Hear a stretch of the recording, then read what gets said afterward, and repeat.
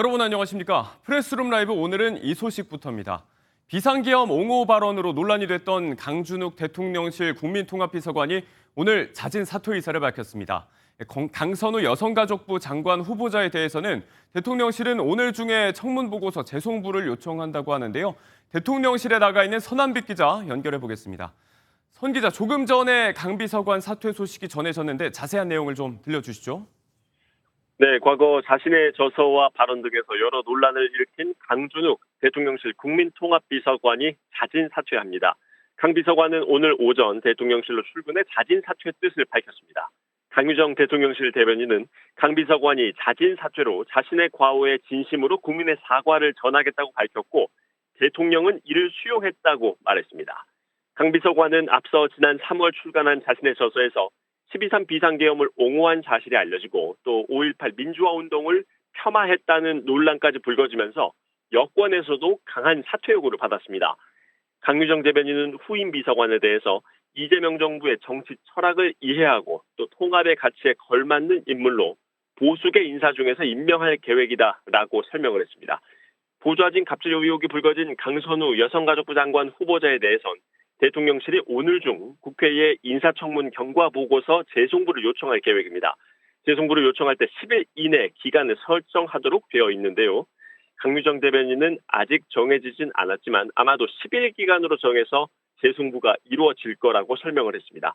강 후보자에 대해선 여전히 시민단체 등에서 사퇴 요구가 이어지고 있지만 대통령실에선 임명을 하겠다는 입장에 아직 변화는 없습니다. 지금까지 대통령실에서 전해드렸습니다.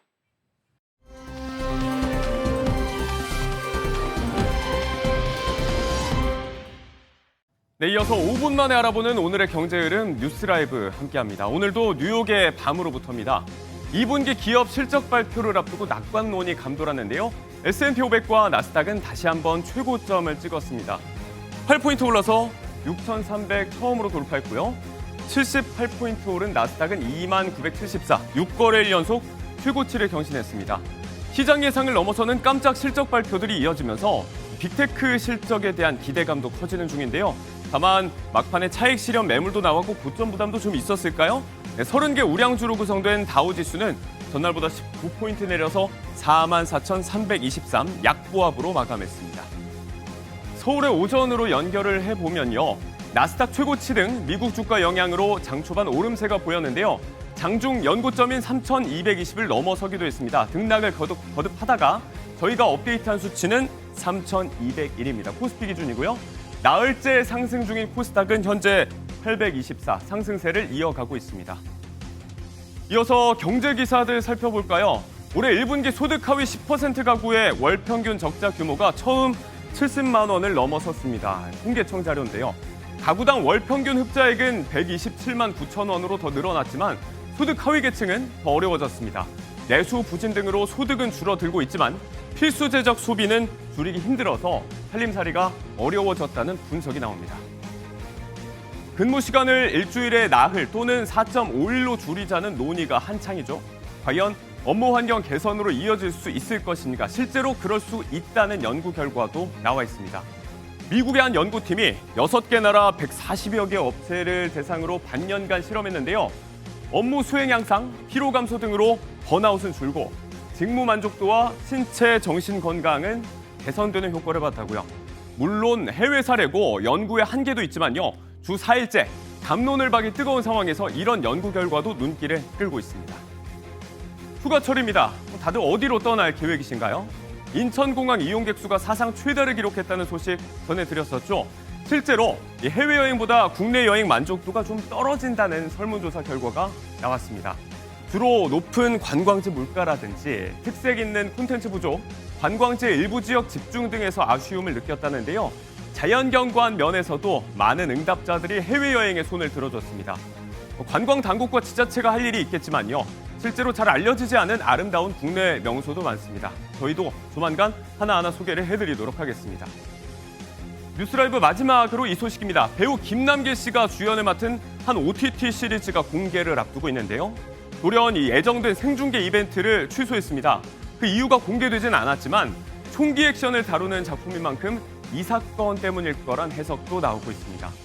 인천 송도 한 아파트에서 60대 아버지가 30대 아들에게 사제 총기를 쏴서 아들이 숨지는 일이 있었죠. 당초 가정불화가 이유인 것으로 알려졌는데 사건 현장이 가해자 본인의 생일 파티 현장이었다는 점, 또 음주나 마약, 전과도 없었다는 점에서 의문점이 많으셨을 것 같습니다. 도대체 왜 이런 일을 벌인 걸까? 경찰 조사에서 피의자는 20년 전 이혼 이야기를 꺼낸 것으로 알려졌습니다. 안병수 기자가 전해드립니다. 자세한 범행 동기는 알려지지 않았지만 20년 전 이혼 때문이라는 추정이 제기됐습니다. 유명 미용 프랜차이즈 대표와 이혼한 피의자가 경찰 조사에서 아들이 평소 아내와의 이혼을 내 탓으로 몰았다고 진술했기 때문입니다. 감정의 골이 깊어져 돌이킬 수 없는 패륜 범행에 이르게 됐다는 취지로 분석됩니다. 다만 경찰은 피의자가 아들과 자주 왕래하는 등 사이가 나쁘지 않았을 가능성도 있다고 봐 경제적 갈등이 있었는지도 조사 중입니다. 피의자가 전 아내 명의인 서울 도봉구 자택에 사제 폭발물을 설치한 사실도 경찰 조사에서 추가로 드러났습니다. 이 사실이 뒤늦게 알려지면서 해당 아파트 주민 100여 명이 한밤중에 긴급 대피했습니다. 그냥 대피하세요 그래서 자고 있다가 여기 대피를 한 거죠. 네, 어머니 옷고 내려왔죠. 실제 피의자의 집에서는 폭발물 15개가 발견됐고 어제 낮 12시에 폭발하도록 타이머 설정까지 돼 있었던 것으로 드러났습니다. 경찰은 특공대를 급파해 폭발물을 제거하고 살인 등 혐의에 더해 방화 예비 혐의를 추가로 적용했습니다. 피의자의 구속 전 피의자 신문은 이르면 오늘 오후 인천지법에서 열립니다. MBN 뉴스 안병수입니다.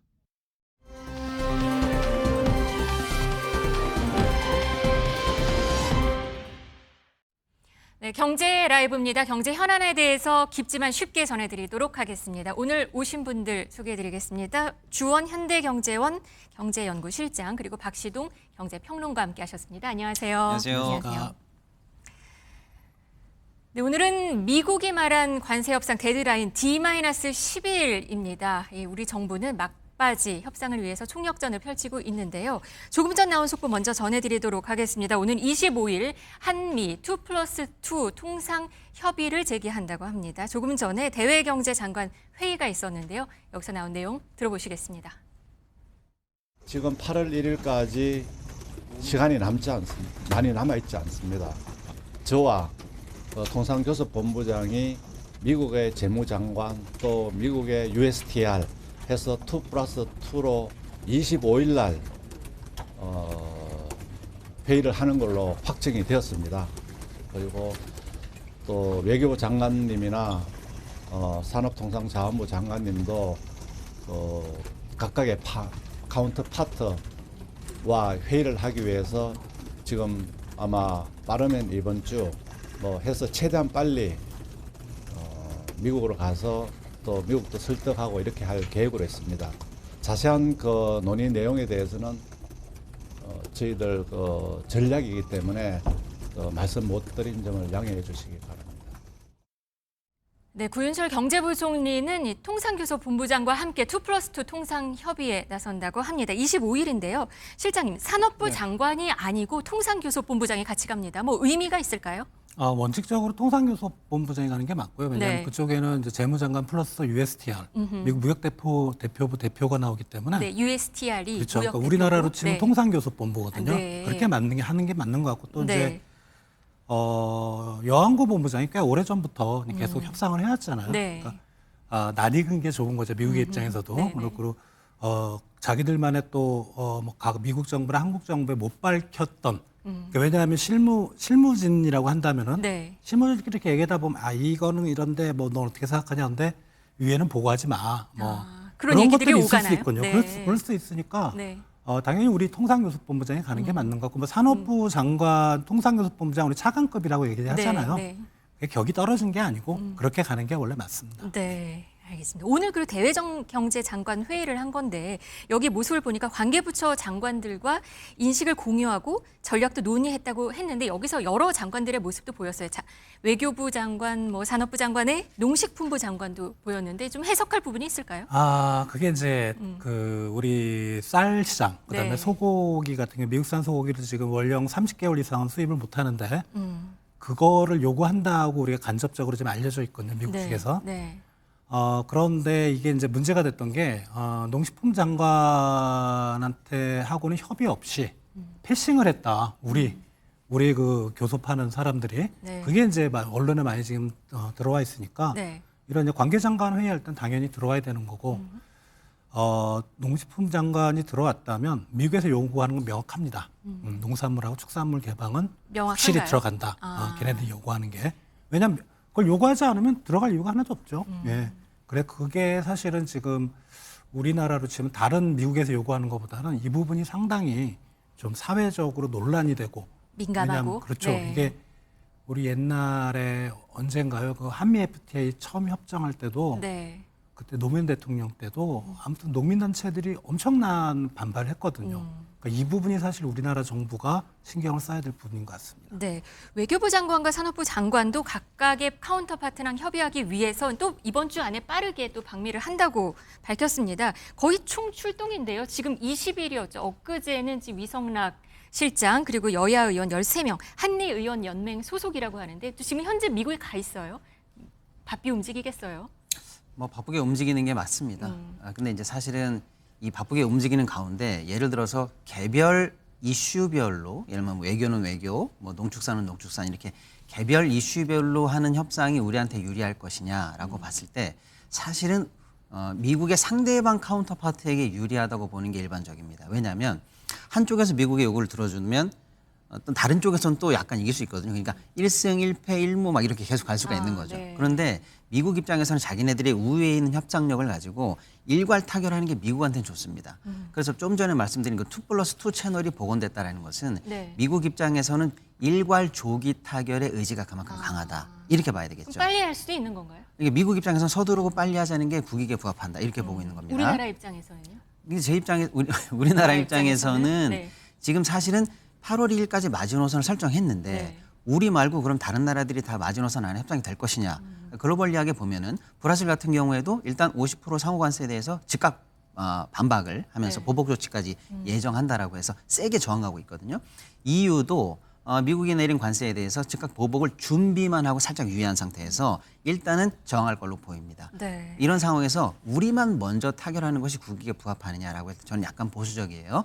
그러면 우리 입장에서는 우리랑 비슷하거나 또 우리보다 조금 더 미국의 흑자를 많이 보거나 우방인 나라들이 어떻게 타결하는지를 보고 각각 산업 섹터에서 가장 좋았던 점 있잖아요. 소위 말하는 최혜국 조치 같은 것들을 모아서 우리도 그 정도 대우는 해줘라라고 말할 수 있는 그런 근거가 레퍼런스가 확보되고 난 다음에 우리가 타결하는 게 유리하지 않을까 이런 생각이 들고 그럼에도 불구하고 8월 1일까지는 지켜야 돼라고 하는 사람들이 좀 있는데 어저께 상무장관이 8월 1일이 지나도 협상은 계속된다라고 말하면서 또 한 번 소위 말하면 미국에서 말하는 타코, 여지. 타코. 네, 타코. 그래서 또 이 네. 협박이 무위로 돌아가는 거 아니냐 얘기 나올 정도니까 아직은 이 시간이 조금 있다. 약간은 조금은 다급한 마음보다는 여유를 가져도 되지 않을까 하는 생각이 좀 듭니다. 네. 7월 수출 20일까지 나온 통계를 보니까 벌써 2.2%나 감소를 했습니다. 그러니까 관세 불확실성이 실제로 수치로 지금 나타난 거죠.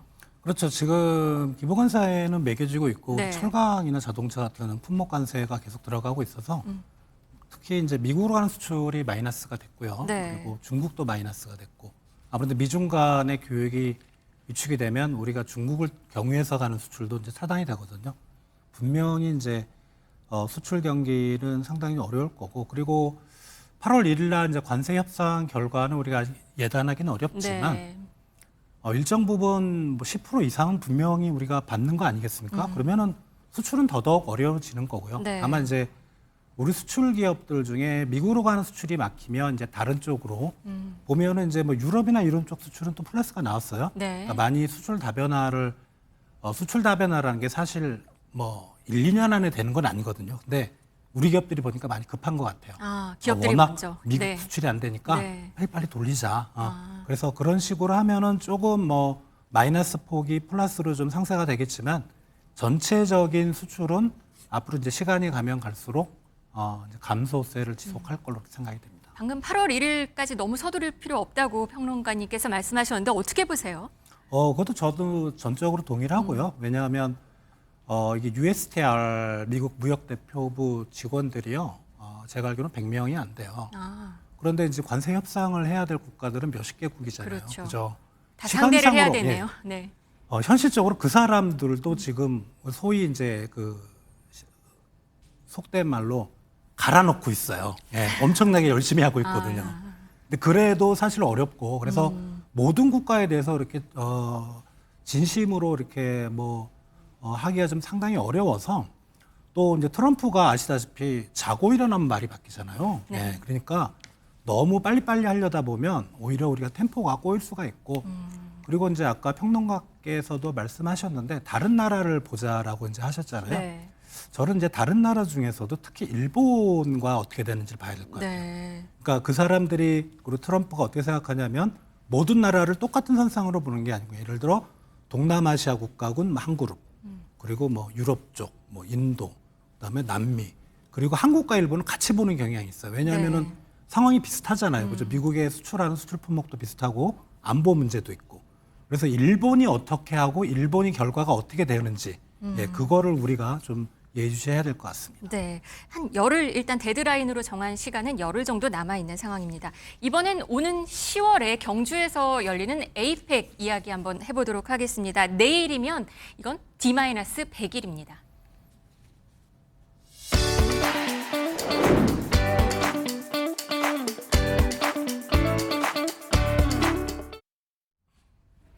네, 에이펙 회의, 아시아 태평양 지역 최대 경제 협력체 그 회의인 거죠. 한국에서는 지금 20년 만에 준비 중인 상황이고 지금 급히 준비 중이어서 사실은 좀 지적도 있긴 해요. 네, 지금 상황은 어떤가요? 네, 6월 10일에 아마 이제 그 업무 보고를 이제 국정기획위원회에게 할 때 네. 회의장은 5%다, 미디어 센터는 20%다, 전시장은 15%다라고 해서 얼마 안 남았는데. 공정률이 너무 낮아서 화들짝 놀랐는데 네. 이제 대통령과 총리가 적극 나서면서 준비에 이제 약간 박차를 가하는 것 같아요. 그래서 네. 최근 기준으로 정상 회의장은 30%, 미디어 센터는 50%, 전시장은 40%, 만찬장은 30%로 해서 한 달 지났는데 네. 아직 좀 멀긴 했습니다만 네. 한 달 사이에 2배 이상의 공정률을 보이고 있어요. 그래서 뭐 아직 뭐 이렇게 썩 준비가 완벽하다 이렇게 단언하기는 어렵습니다만은 아마 이제 당국이 이제 최대한 준비를 가하는 것 같아요. 경주에 실제 가보면은요. 경주 전역이 공사장이다라고 할 정도로 지금 막 부산하게 준비를 하고 있는 것 같습니다. 네.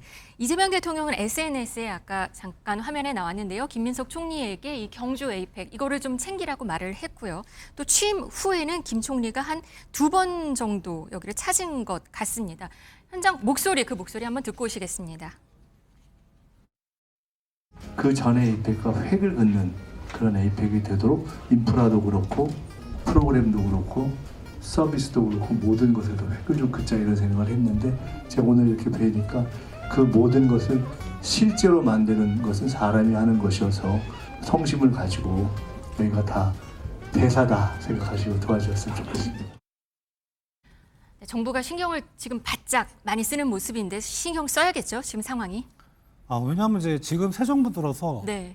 엄청난 규모의 행사를 그렇죠. 지금 주최를 하는 거잖아요. 네. 그리고 거기 오는 사람들이 중국의 시진핑 주석, 그다음에 미국의 트럼프 대통령. 일단 두 사람만 와도 다른 나라에서 안 와도 엄청나게 신경을 써야 됩니다. 근데 그렇죠. 사실 두 분이 올지 안 올지는 아직은 뭐 미지수고요. 네. 그래서 뭐 정부가 여기에 힘을 바짝 주고 있는 거는 사실인 것 같습니다.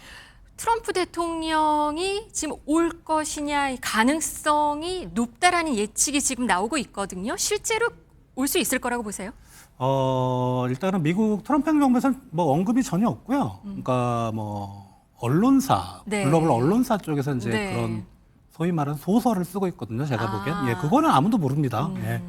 트럼프 대통령이 엄청 바쁘거든요. 네. 지금 뭐 가야 될 나라가 한두 나라도 아니고 근데 에이펙 자체는 행사 규모가 워낙 크고 네. 뭐 중요한 사람들이 많이 오니까 참석할 가능성은 있는데 근데 이제 가능성이 있으려면 일단은 지금 미국과 중국 간에는 관세 협상이 지금 삐걱삐걱 거리고 있거든요. 펜타닐 문제도 있고. 네. 그 전에 양국 간의 무역 협상이 큰 틀에서 좀 합의가 되고 정상회담을 에이펙에서 할 수 있는 여건이 그때가 만약 조성이 된다면 그러면 이제 시진핑 주석도 오고 트럼프 대통령도 오고 우리나라는 제일 시진핑 좋죠. 주석은 올 가능성이 높다고 지금 전해지고 있어요. 사실 중국이 내년 에이펙 정상회의 열리는 개최국이다 보니까 그 전에는 보통 오는 이 전례가 있다고 해서 그렇죠. 그게 예. 뭐 당연히 뭐 올림픽도 그 이전 뭐 다음 개최지. 개최지 그 정상이 오고 그러는데 최근에 이제 브라질이었나요? 그 브릭스 정상회의에 네. 시진핑 주석이 참석을 안 했어요. 아.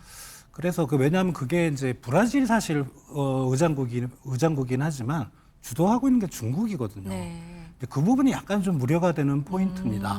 뭐 구체적인 정치 상황은 모르겠지만 중국 정치 상황에 대해서 지금 이리저리 조금 불확실한 그런 얘기들이 흘러나오고 있어서 네. 근데 우리 입장에서는 반드시 왔으면 하고 또 앵커님 말씀대로 내년에 에이펙을 해야 되니까 왔으면 하는 바람입니다. 바람군요. 평론가님은 어떻게 보세요? 지금 트럼프 미국 대통령, 시진핑 중국 주가 네. 올까요? 우리나라에? 일단 에이펙을 우리 입장에서 치르는 주최국 입장에서는 두 가지가 중요합니다. 네. 하나는 소위 말하면 히트가 돼야죠. 이것도 국제행사니까. 그렇죠. 두 번째는 성과가 남아야죠. 근데 히트의 가장 중요한 본질적 과제는 시진핑과 트럼프 양 정상이 다 동시에 내방을 하느냐가 제일 중요합니다. 경주에. 네, 그렇습니다. 근데 근데 일단 미국 먼저 본다면 아까 우리 이 소장님 말씀처럼 아까는 조금 오히려 미국 트럼프 대통령의 방안을 점치기가 조금 더 어려워요. 왜냐하면 상황이 너무 복잡하기 때문에. 네. 여기에서는 제가 볼 때는 우리 외교 당국의 어쩌면 외교 역량이 여기에 집중돼야 된다. 저는 이렇게 보고요. 네. 시진핑 주석 관련해서는 오히려 트럼프 대통령보다 방한의 가능성이 좀 높다 이렇게 봐요. 왜냐하면 차기년도 개최국이기도 하고요. 네. 시진핑 중국 입장에서도 우리와의 유화책을 통해서 어쨌거나 미국과의 무역 전쟁의 긴장을 한국을 지렛대 삼아서 많이 좀 낮춰야 된다는 지정학적 이유도 분명히 있거든요. 네. 그래서 우리 입장에서도 시진핑의 방한을 유도하기 위해서 그 전에 전승절 행사가 있어요. 맞아요. 중국이 이제 우리의 진심을 9월인데? 테스트하기 위해서 전승절 참석을 요청을 했는데 우리가 또 미국 눈치 등등등을 고려하면 국가 수반이 가기엔 좀 어렵다 해서 네. 우원식 의장이 참석을 아마 하는 걸로 현재 예정이 되는 것 같아요. 그래서 그래 중국의 면도 살려주고 이 정도면 서일 2위 아니냐 이렇게 해서 면도 좀 살려주고 해서 오히려 시진핑 관련한 참석 가능성이 좀 더 높다 이렇게 보고요. 네. 한 가지 반가운 것은 어저께 사우스 차이나 모닝 포스트에서 보도가 나왔는데 양국 정상회담이 그러니까 미중 정상회담이 생각보다 가능성이 있다는 보도가 나오고 있어요. 에이펙 기간. 그렇습니다. 근데 중국발로 나온 거기 때문에 네. 한, 중, 미 이 3국 간의 이제 외교 전쟁이 사실 물밑에서 이루어지고 있다 이렇게 보고 어쨌거나 이제 우리가 이제 중립지대에 있으니까 네. 제가 볼 때는 최대한 노력해서 또 제가 볼 때는 좋은 성과가 있을 거라고 지금 상황에서는 기대할 만하다 이렇게 좀 보고 있습니다. 여기에 김정은 북한 국무위원장 얘기도 지금 나왔습니다. 정동영 통일부 장관 후보자의 인사청문회에서 나온 얘기인데요. 어떤 내용인지 들어보시겠습니다. 거기에 뭐 시진핑 주석은 뭐 온다고 하는 것 같고 미국 트럼프도 올 가능성이 높은 상황인데 혹시 그 자리에 혹시 김정은 위원장을 옵서버로 초청한다는 생각을 해보신 적 있으십니까? 이미 이철우 경북지사가 김정은 위원장의 초청 의사를 밝혔고요. 만일 그런 국면이 된다면 얼마나 좋겠습니까? 또 국제정세 말씀하신 대로 트럼프 김정은 정상회담이 이루어진다면 아마 극적으로 가능성은 높아질 수 있습니다. 이 에이펙이 한반도 평화의 테이블이 된다면 얼마나 경사스러운 일이고 그 의미가 빛나겠습니까? 일단 생각은 있으시다는 걸로 이해를 하겠습니다. 트럼프의 시진핑의 김정은까지 정말 북적이겠어요? 정말 성사된다면? 생각만 해도 사실은 이제 굉장히 극적인 드라마가 펼쳐질 걸로 보입니다. 가능성은 얼마나 다만 보세요? 이제 김정은 북한 쪽 입장에서는 현재 러시아와 군사적으로 현재 거의 뭐 공동 전쟁을 치를 정도로 밀접해 네. 있기 때문에 그런 어떤 지정학적 상황을 고려해 보면 운신의 폭이 쉽지는 않아 보입니다만 그럼에도 불구하고 이런 시도가 나온다는 것, 얘기가 나온다는 것 자체는 저는 평화 무드라든지 네. 이 국제 질서를 바꾸는데 굉장히 중요한 시도라고 보고요. 만에 하나 가능성이 높아져서 정말로 우리가 현실화만 된다면 거의 88년도 이후에 가장 큰 규모의 신대탕트가 여기서 열리는 거 아닌가라고 해서 상상만으로도 기분 좋은 시도다. 충분히 얘기할 만하다. 뭐 그렇게 보고 있습니다. 또 여기에 최태원 회장도 등장을 했습니다. 최태원 회장은 샘 울트만 오픈 AI CEO를 만나서 또 초청을 했습니다. 이거 AI가 이번에 좀 주제라면서요? 주제는 이제 맞고요. 맞는데 이제 그 사실 뭐 AI에 대한 그런 뭐 학술 대회가 있는 건 아닐 것 같고 네. AI 관련된 기업들의 CEO들 뭐 일부에서는 젠슨 황도 맞아요. 올 그 수 이름도 있다고 나와요. 하는데 오면은 참 흥행에 도움은 되겠는데 사실 이 에이펙 회의가 이틀이거든요. 제가 보기에 제가 알고 있기에. 네, 이틀이에요. 그래서 AI 타이틀은 걸지만 AI보다는 이제 트럼프를 중심으로 또 중국을 중심으로 최근에 세계 경제 재편이라고 할까요? 네. 이런 쪽의 정상들의 만남에 오히려 더 관심이 있지 않을까 생각이 됩니다.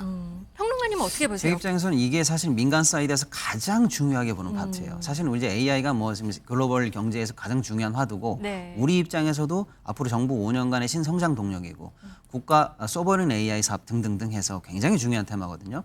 제가 볼 때는 그 오픈 AI의 샘 올트만 같은 경우에 한번 왔었어요. 네. 또 이제 추가적으로 협력할 사업에 모종의 프로젝트가 있기 때문에 최태원 대한상이 회장 자격으로 초청을 만약에 했다 그러면 충분히 올 수 있는 밑바탕을 깔려 있다 이렇게 보고요. 추가적으로 젠슨왕이라든지 이런 국제적인 거물들이 이번에 AI 서밋에 참석해 준다면 우리 입장에서도 AI 관련한 주도권을 다시 회복한다라든지 산업의 모종의 협력을 만드는 데 굉장히 중요하기 때문에 민간 사이드에서 이 부분을 성사시키는 것 굉장히 좀 의미 있다 이렇게 보고 높은 가능성으로 기대하고 있습니다. 지금 보니까 순날 피차의 구글 CEO, 예. 엔비디아 CEO, 네. 제프 베이조스 그렇죠.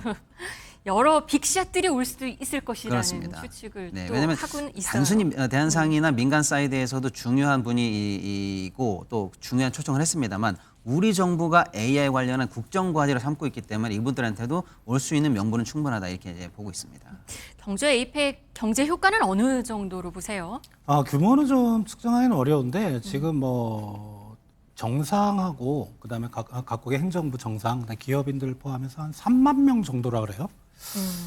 근데 개인적으로 3만 명 올까? 예.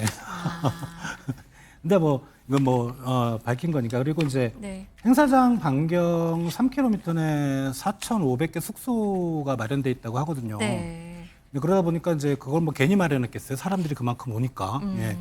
그리고 이제 뭐 문화 행사도 있고요. 그러면은 저는 개인적으로 뭐 AI나 뭐 정상들과나 이런 것보다 경주가 상당히 야경이 아름다운 도시예요. 문화의 예, K컬처. 그러네요. 이걸 기회로. 왜냐하면 각국의 언론들이 이거를 방송으로 송출할 거잖아요. 네. 그게 오히려 우리 한류 쪽의 확산에 더 큰 도움이 되지 않을까 그런 생각을 좀 해봅니다. 저도 이번에 그 경제적 효과가 사실 굉장히 중요한데 네. 뭐 올림픽이나 월드컵처럼 그 행사 자체에서 발생하는 경제적 효과는 제가 볼 때는 크지 않고요. 중요한 건 뭐냐면 예를 들어 시진핑 주석 같은 분들이 방한을 할 때 당연히 뭐 한중 또는 미중 이런 정상회담 또는 뭐 중일 뭐 이런 정상회담인데 줄줄이 있는 상황에서 그냥 오진 않거든요. 특히 이제 우리가 공을 들여서 초청할 때 네. 중국 입장에서도 선물을 갖고 올 수 있다. 소위 말하는 한한령 해제 기대감을 갖고 온다. 네. 그로 인해서 이 행사 이후에 벌어질 외교 관계의 변화를 통한 한한령 해제. 그럼 우리 같은 경우 예를 들면은 엔터주, 뭐 산업 관련해서 이제 화장품이라든지 게임주 같은 후속적으로 이제 중국이 빗장을 열 수 있지 않을까 이런 어떤 제2의 경제적 효과가 오히려 더 주목을 끌고 있다 이렇게 봐야 될 것 같습니다. 네, 제2의 경제 효과까지 기대된다는 말씀까지 들었습니다. 오늘 경제 라이브 두 분과 함께했습니다. 감사합니다. 감사합니다.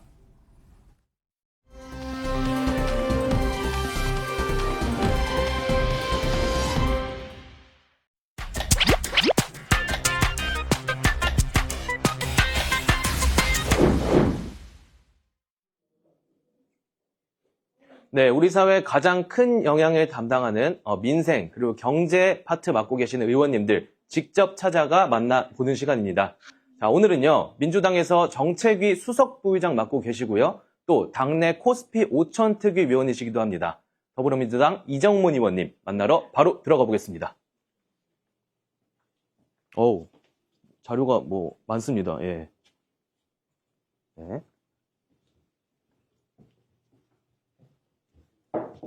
의원님, 안녕하십니까? 네, 안녕하세요. 아, 바쁘신데 시간 내주셔서 감사합니다. 네, 고맙습니다. 예. 네.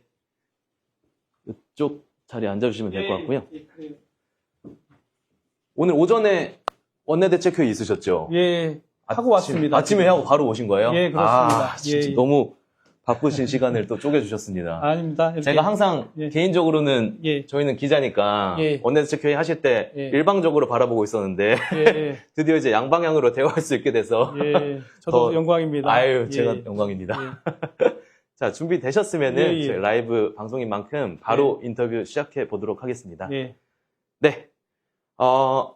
우선 일단 다른 얘기보다도 앞서서 예. 수해 피해 얘기하지 않을 수 없을 것 같아요. 네. 뭐 제 기억에 분명히 의원님 얼마 전까지만 해도 폭염 대책 당정회의 뭐 참석하시고 하셨던 기억이 있는데 네, 맞습니다. 곧바로 오히려 더 큰 이제 수해가 국민들 괴롭혔습니다. 예. 예. 예.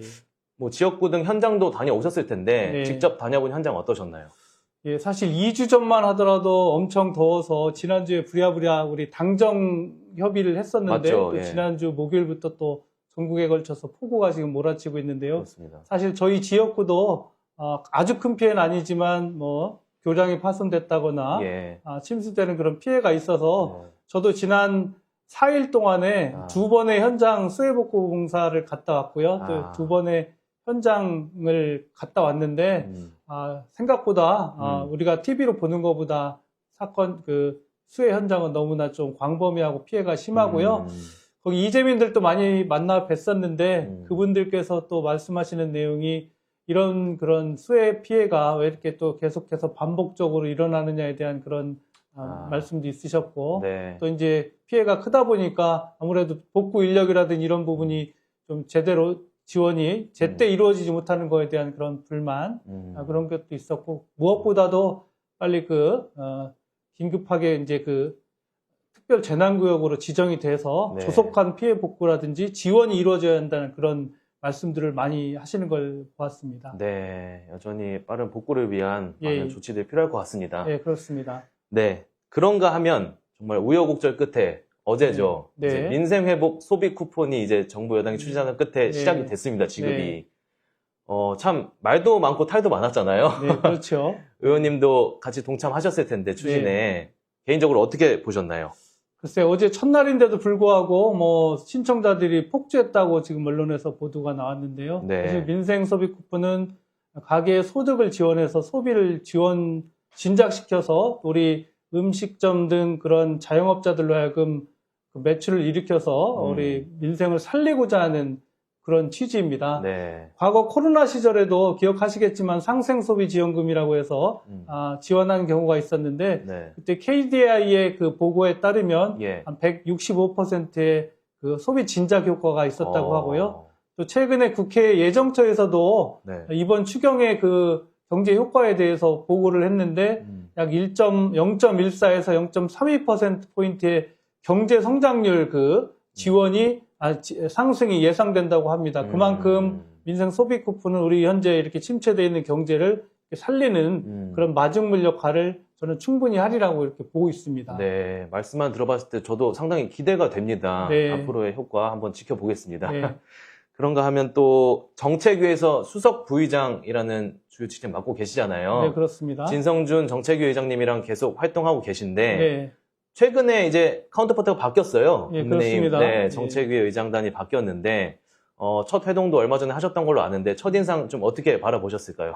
네, 신임 정책위 의장이신 그 김정재 의원님과는 사실 저는 당은 다르지만 그 의원 그 연구 모임이 있는데요. 거기 두 개나 같이 하고 있습니다. 수소경제 포럼하고 철강 포럼을 오랫동안 같이 해서 서로 이렇게 이 정도면 잘 되게 아시는 친한 분 아닌가요?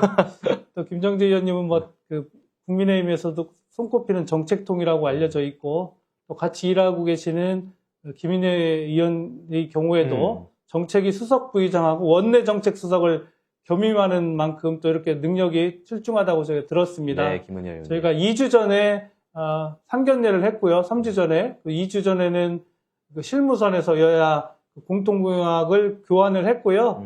저희가 금주 중에 또 저희가 또 그 검토한 결과를 국민의힘 측에 11개 정도가 되더라고요. 바로 네. 할 수 있는 법안들이 네. 제안을 해서 예. 또 금주 중으로 만나서 네. 이런 입법에 대한 그러한 검토를 서로 해야 할 그런 예정입니다. 예. 지금 막 안 그래도 법안 얘기도 주셨지만 네.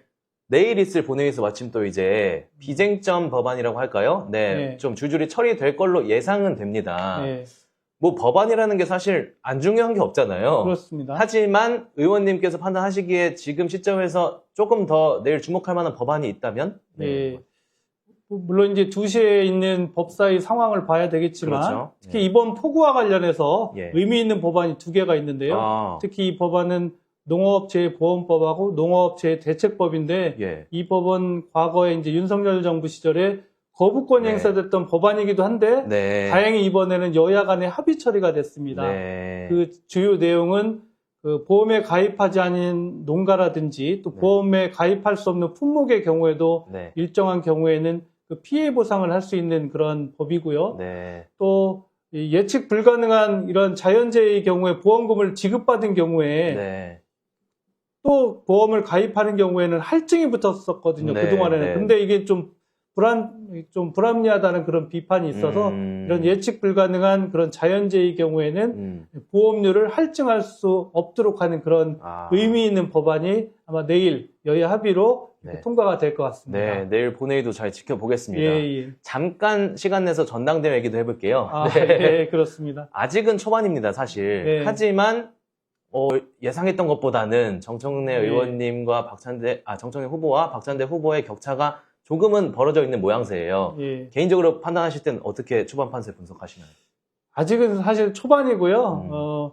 저희가 보니까 충청권하고 영남권의 권리당원 비율이 전체 당원 중에서 한 15% 정도라고 합니다. 그래서 네. 아직은 초반이고 가장 많은 권리당원들이 계시는 뭐 호남권이라든지 서울, 경기권이 이제 남아있는 상태고 네. 또 아시겠지만 최근 이런 수해로 인해서 저희가 현장에서 하는 연설회라든지 이런 부분도 전격 취소했고 또 이번 주 주말에 있을 그런 전당대회도 사실 8월 2일로 다 미뤄놓은 맞습니다. 상태여서 예. 향후에는 또 어떻게 진행될지 모르겠지만 예. 어쨌든 지금은 우리 당이 네. 전당대회보다는 전 국민이 지금 슬픔에 처해 있는 이런 네. 수해에 네. 적극적으로 참여를 하고 네. 좀 어느 정도 진정이 되면 또 이제 저희 전당대회에 네. 전념을 해야 될 것 같습니다. 네, 사실상 원래 전당대회가 축제의 의미잖아요. 그런데 그렇습니다. 이제 수해로 인해서 뭐 현장 연설이라든지 이런 네. 상당 많은 부분들을 민주당이 조금 미루고 이렇게 당장은 포기하고 있는 모습까지 저희 전해드립니다. 네. 재선이시고 네. 아까도 소개도 드렸지만 정책위 수석부의장이시면 꽤나 주요 직책이거든요. 예. 의원님 개인적으로도 사실 정치적 목표라든지 향후 계획이 있으실 텐데 어떤 게 있으실까요?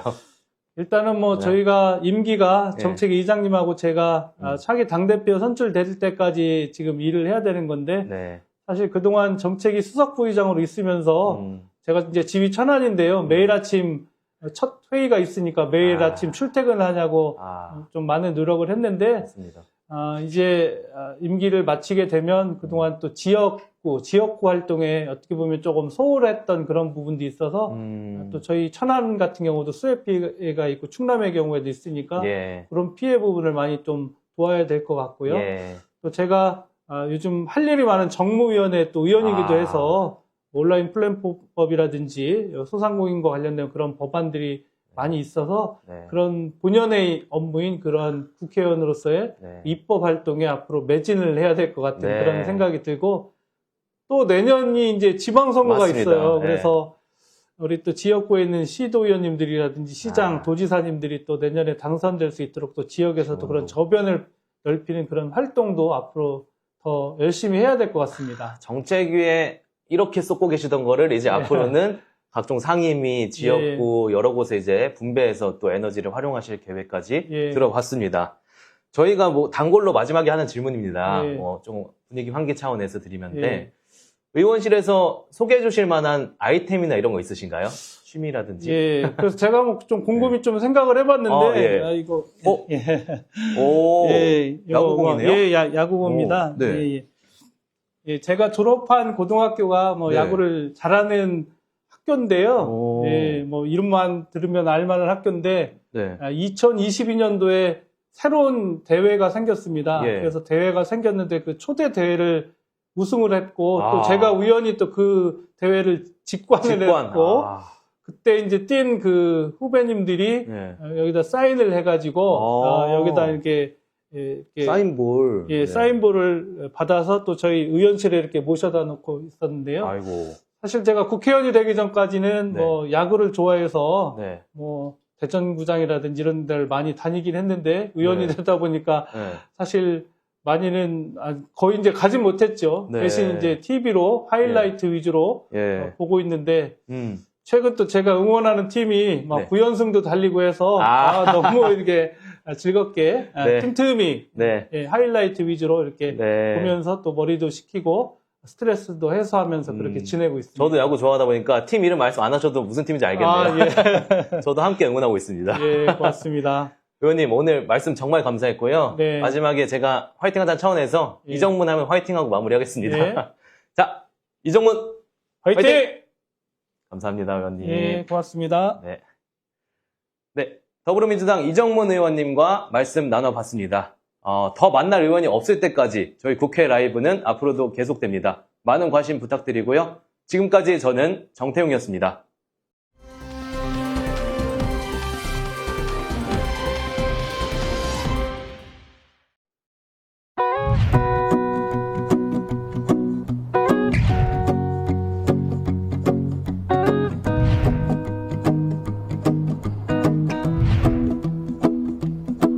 Well, you done me and you bet I felt it. I tried to beat you, but you're so hot that I melted. I fell right through the cracks. Now I'm trying to get back.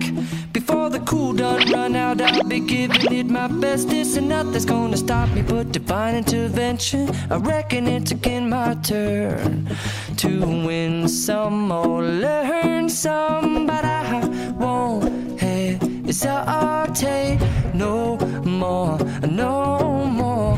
It cannot wait. I'm yours.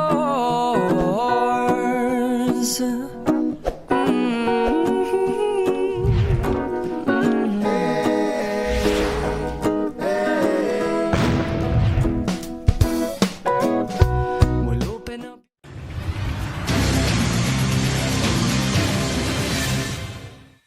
네, 뭐 하고 살지, 뭐 먹고 살지 고민을 해보는 시간이죠. 오늘 머사니로 함께합니다. 제 옆에 오늘도 일타수강생 박진아 아나운서 나와 있습니다. 오늘 함께하실 분 소개를 좀 해주시죠. 네, 오늘 함께 하실 분 소개해드리도록 하겠습니다. 불확실한 미래 보장을 위한 수단으로 각광받고 있는 퇴직연금, 똑똑하게 퇴직연금 투자하는 방법에 대해서 여쭤보도록 할 텐데요. 네. 이분 모셨습니다. 안윤철 삼성증권 연금전략 담당 이사님 나와주셨습니다. 어서 오세요. 반갑습니다. 네, 제도 도입 20주년을 맞아서 의무와 기금화 얘기가 나오고 있는 퇴직연금. 이 시점에 저희가 좀 깊이 알아볼 필요도 있을 것 같은데 오늘 안윤철 이사님이 쉽게 좀 풀어주시길 기대해 보겠습니다. 시작을 해보시죠.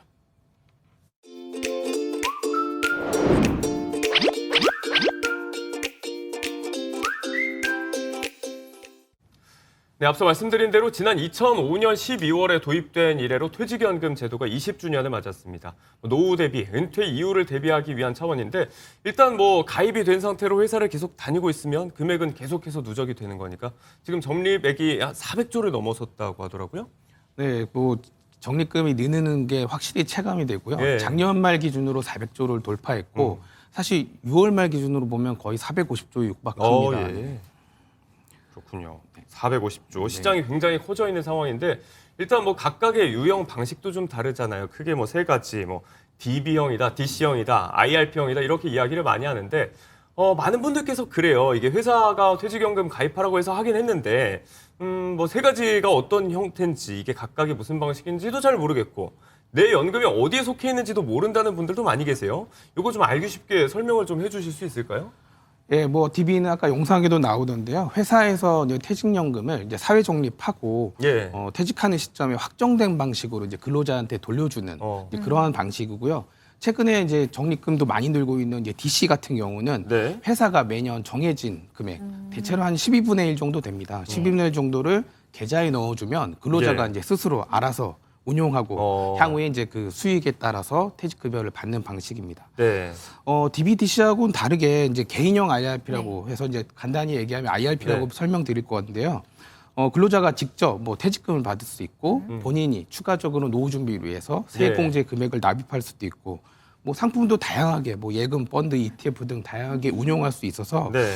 뭐 잘 활용하시면 노후에 든든한 뭐 버팀목이 되지 않을까 싶습니다. 정리를 좀 해보면 이제 확정 급여형이라고 해서 아예 받을 금액이 정해져 있는 경우, 그다음 확정 기여형이라고 해서 근로자가 조금 더 굴릴 수 있는 경우, 또 조금 더 따져봐야 될 게 이제 IRP의 어떤 유연성 이런 부분들인데 IRP 요새 많이들 하잖아요. 맞아요. 제 주변에도 친구들이 개인형 퇴직연금, 이 IRP를 많이 드는 경우가 있더라고요. 이게 세액공제도 되고 나중에 이 퇴직금 받은 것을 연금으로 수령할 수 있다고 하던데 맞나요? 네, 물론입니다.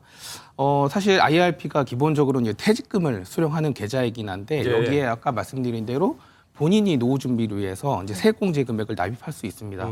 한도는 이제 900만 원까지인데 네. 이 IRP 외에도 연금저축이라는 이제 계좌가 있고 여기에 예를 들어 600만 원까지가 가능한데 네. 추가적으로 300만 원을 IRP도 할 수 있고 물론 IRP에다 900만 원을 다 활용하실 수도 있습니다. 예.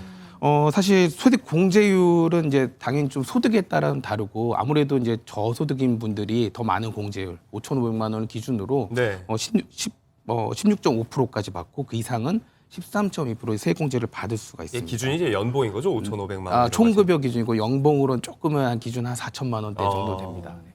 네, 지금 세금을 나중에 낼 수 있는 과세 이연 효과 이런 것도 있고 조금 전에 말씀하신 대로 이제 세액공제 혜택을 통한 절세 효과도 좀 쏠쏠한데 일단 투자 측면에서는 어떤가요? 이제 기본적으로 DB형, DC형, IRP 이렇게 얘기를 했지만 세 가지 유형별로 수익률이 좀 다른데 아무래도 IRP 쪽에서 좀 수익률이 많이 나는 걸로 알려져 있어요? 사실 수익률을 많이 낸다는 거는 이제 개별적으로 어떻게 투자하냐에 따라서 너무 이제 다를 것 같은데 네. 큰 틀에서 보면 사실 IRP가 투자하는 투자자의 비율이 더 높다라고 말씀드릴 수 있을 것 같습니다. 예. 특히 퇴직연금은 이제 위험자산 한도라는 70% 규제가 있다 보니까 그 이상은 투자하시려면 좀 안전자산, 예금 같은 거를 활용하셔야 되는데 예. 저희 회사의 고객들의 경우를 보니까 IRP가 거의 70%까지 한도 차는 고객이 거의 50%에 육박합니다. 네. 그런 것들이 결국은 이제 수익률을 높이는 원동력이 되지 않을까 싶습니다. 보다 적극적으로 투자에 나서는 비율이 좀 IRP 가입자에서 좀 경향이 많이 보인다는 얘기군요. 네, 그럼 이 IRP를 어떤 걸 투자할 수 있는 걸까요? IRP는 사실 간단히 얘기하면 주식 빼고 웬만하면 다 됩니다. 그러니까 뭐 간단하게 증권사에서도 뭐 예금이 취급이 가능하고요. 예. 예금, 뭐 원리금 보장하는 상품들, 그리고 펀드, ETF, 뭐 채권. 아직 말씀드린 대로 이제 직접 주식을 제외하고는 사실 생각하는 뭐 투자 방법들이 웬만하면 다 담겨 있다고 보시면 될 것 같습니다. 투자하는 개인이 중요하다는 말씀. 그러니까 각자가 투자를 잘해야 된다. 뭐 적립식이라든지 뭐 분산 투자, 장기 투자 좋은 거 다 알죠. 그런데 조금 전에 이야기했듯이 직장인분들이 시간이 많이 없다 보니까 네, 맞습니다. 각자 자기의 다양한 자산을 어떻게 효율적으로 전략을 짜서 투자할 건가? 이럴 시간도 좀 부족하고 특히나 이거 이제 중도 인출이 좀 어렵다 보니까 멀리 내다보고 투자를 해야 되는데 피부로 바로 와닿지도 않아서 좀 동기부여도 떨어지고 이런 측면 때문에 전체적으로 퇴직연금의 수익률이 좀 저조하다 이런 지적도 있더라고요. 개인 차원에서 어떤 뭐 방법이 없을까요? 일단 생각할 때 그 과거에는 이제 퇴직연금에 투자하시는 분들이 투자 경험이 적다 이런 얘기들이 많아서 이제 교육도 사실 회사들이 많이 해주고 있고요. 예. 근데 그런 반면 앵커 이제 말씀하신 것처럼 사실 시간이 부족한 것도 가장 큰 원인 중에 하나입니다. 네. 제가 적당한 타이밍에 어떤 뭐 투자 자산을 이제 사고 싶은데 사실 그 시간 동안 뭐 예를 들어 어떤 증권사 앱 같은 거 접속할 시간이 없는 경우도 발생하고 네. 이제 그러다 보니까 사실 직장에 다니면 타이밍을 놓치는 경우가 많다고 생각을 하고요. 그래서 투자는 하고 싶다. 혹자분들은 이제 투자하고 싶지만 그래도 또 어떤 걸 투자할지 잘 모르겠다. 예. 이런 분들이 많은데 아무래도 이제 장기간 호흡으로 투자를 할 거니까 퇴직연금에서는 TDF나 그리고 또 정부에서 추진한 이제 디폴트 옵션에 자산 배분되어 있는 이런 상품들을 활용하는 것도 방법이 될 수 있을 것 같습니다. TDF가 어떤 건가요?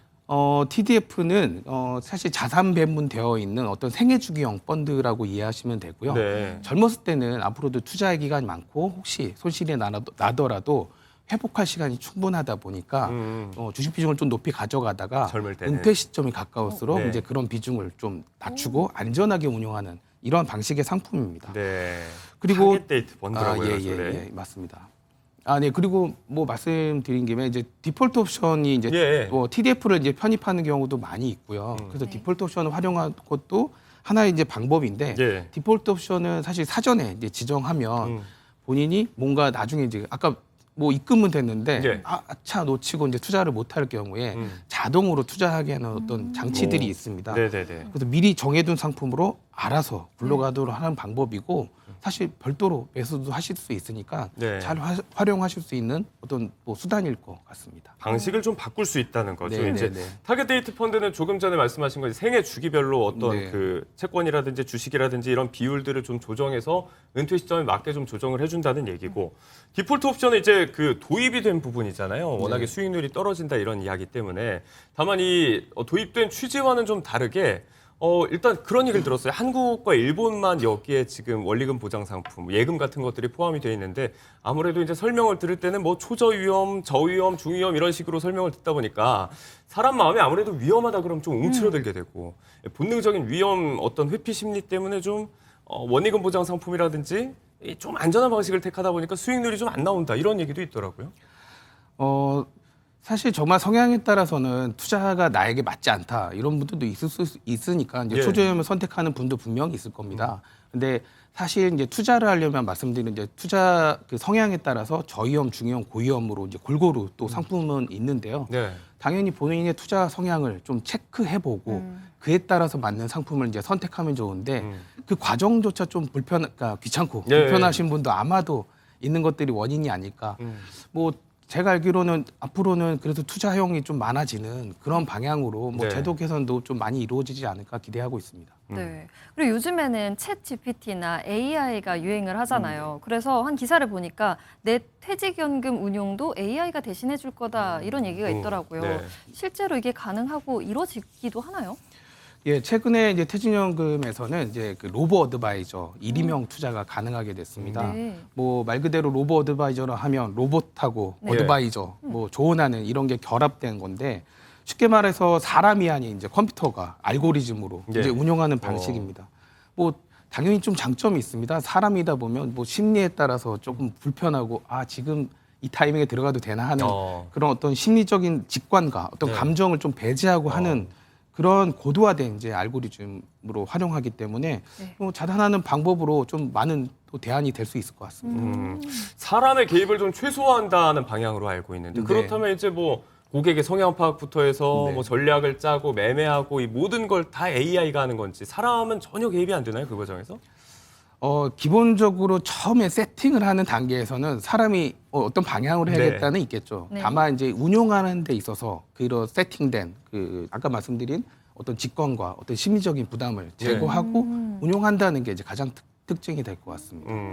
이게 사실 자동차 이야기를 하더라도 완전 자율 주행이 도입된다고 할 때 그래도 좀 사람이 마지막까지 네, 확인해야 된다. 불안해하는 분들도 계신데 이거는 더군다나 이제 소중한 내 돈이 걸린 문제라서 안정성이라든지 수익성이라든지 뭐 괜찮은 건가 궁금해하는 분들이 계실 것 같아요. 사실 그렇게 생각하신다면 이쯤에서 뭐 예를 들어 로보 어드바이저가 좀 한 뭐 3가지 장점이 있을 것 같습니다. 오, 그 네. 설명으로 좀 대신할 수 있을 것 같은데요. 사실 생각해보면 이제 개인이 투자하는 방법들은 다양하고 심리적으로도 다양한데 개인의 적합한 포트폴리오를 선정해 줄 수 있습니다. 예를 들어 기존의 이제 펀드라든지 ETF 같은 경우는 일종의 이제 기성복입니다. 네. 거기에 돼 있는 대로 본인이 맞춰서 투자를 하는 것이죠. 근데 로보 어드바이저는 약간 설명드린 맞춤법과 좀 같다고 할 수 있습니다. 투자자가 말씀하신 그런 성향이 예. 어떤지, 목표하는 기간이 어떤지, 뭐 목표하는 어떤 수준이 어떤지에 따라서 예. 좀 맞춤형으로 적절한 포트폴리오를 제시해주는 과정이 있고요. 그런 과정을 통해서 이제 포트폴리오 선택하게 됩니다. 네. 그리고 또 아까 뭐 로보의 로보만이 아니라 사실은 이제 사람이어도 비슷하긴 하겠지만 네. 기본적으로는 경제 지표, 뭐 금리, 뭐 이런 상황들 그리고 사실 뉴스 같은 것도 사실 이 투자에서 많은 영향을 끼치다 보니까 그럼요. 이런 요인을 복합적으로 해서 이제 시의적절하게 제시하는 게 한 가지가 있을 거고요. 예. 사실 마지막을 좀 강조드리고 싶습니다. 네. 이 강력한 강점은 자동 실행입니다. 아까 최초에 말씀드린 대로 이 근로자가 바빠서 네. 혹은 오늘 뭐 급한 일이 있어서 적절한 타이밍에 뭘 사고 싶은데 못 사는 경우들이 이제 네. 발생한다는 거죠.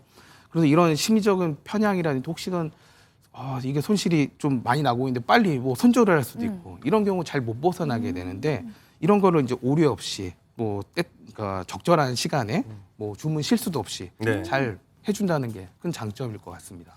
투자 앞에 좀 위축되는 사람의 심리 이런 면에서 좀 자유롭고 말씀하신 대로 이제 시간 단축에 있어서 굉장히 큰 또 장점이 될 수 있을 것 같습니다.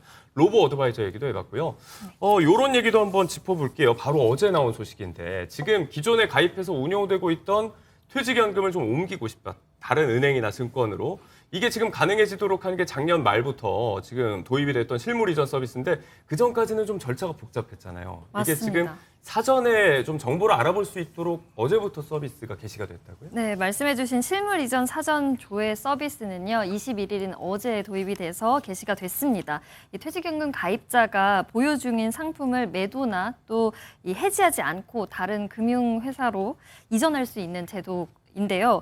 예전에는 이 먼저 계좌를 네. 개설을 하고 또 실물 이전을 또 신청을 하고 이 과정이 계속 있었고 또 실물 이전이 가능한지 그 후에나 알아볼 수 있었는데 네. 이번에 이렇게 바뀌면서 실물 이전 가능 여부를 동시에 미리 확인해 볼 수도 있고 조회 결과를 바탕으로 옮기고 싶은 퇴직연금 사업자를 선택할 수 있다는 장점이 있습니다. 네, 절차 면에서도 많이 간소화가 돼서 편의성이 좀 늘어났을 것 같은데 앞서 뭐 그런 보도도 있더라고요. 이제 퇴직연금이 기존 은행권에서 증권사로 좀 자금이 많이 유입됐다 이런 보도도 나오고 있는데 어떤 유동성도 좀 더 확보가 될 수 있을 것 같아요.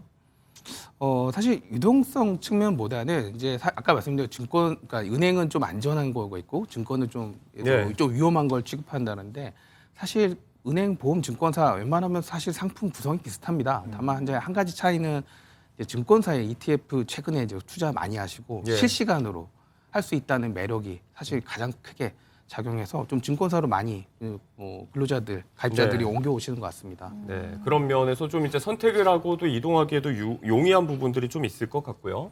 자, 저희가 시간이 이제 얼마 남지 않았기 때문에 마지막으로 이거 하나 여쭤보도록 하겠습니다. 오늘 또 연금 담당으로서 퇴직 이후에 내 자금들 어떻게 좀 굴리고 효율적으로 운영할지 이런 얘기를 좀 해주고 계시니까 현금 흐름을 은퇴 이후에 안정적으로 가져가기 위해서 내가 당장 이거 하나만큼은 해야 된다. 꼽아주실 만한 게 있을까요? 참 어렵습니다. 한 가지를 꼽는 거는.